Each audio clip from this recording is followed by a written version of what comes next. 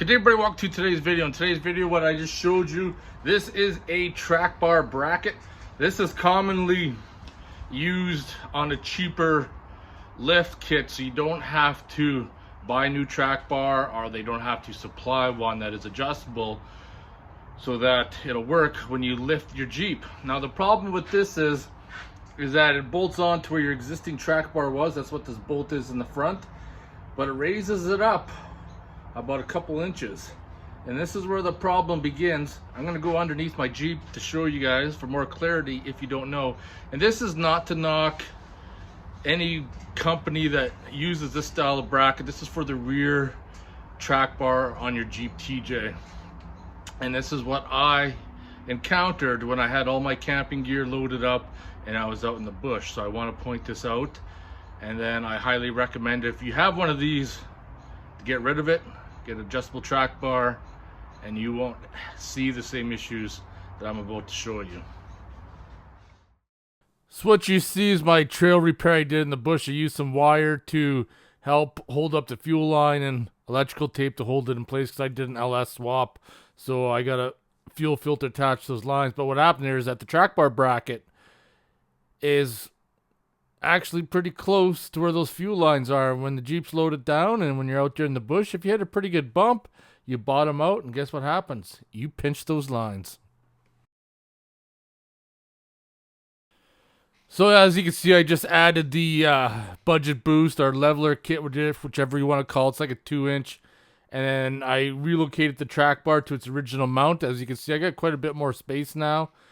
But if I was to put the old track bar bracket back up, even with that 2-inch space I did, you're still pretty close to the fuel lines.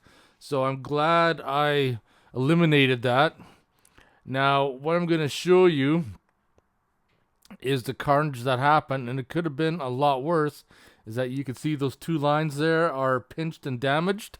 Those are the vent lines coming from the fuel tank that, if you had your original motor hooked up still, that would be your evap lines.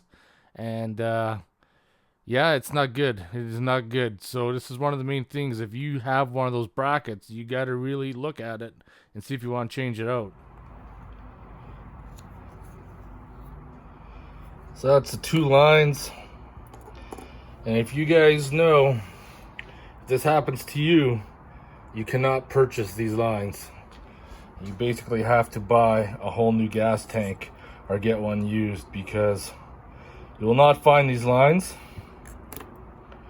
I'm sure if you're creative, you could come up with something.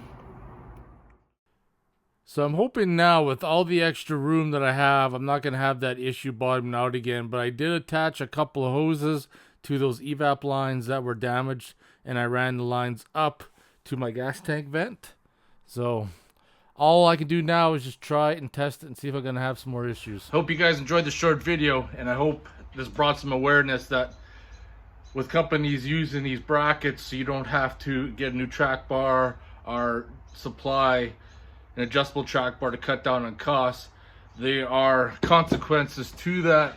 As you guys just saw, crushed these evap lines. When I was out on the trail, I had my fuel filter and all that tucked in. In case you guys don't know, I did an LS swap on my Jeep, so the fuel system's been modified.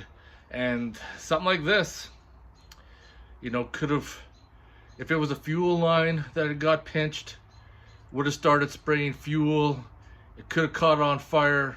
The consequences could have been deadly. So if you have one of these on your rear track bar, I would suggest that you seriously look at replacing it, modifying your track bar, buying a new track bar. But anyways, I hope you guys enjoyed this video. If you have any questions or comments, post them below, and I'll see you guys in the next one.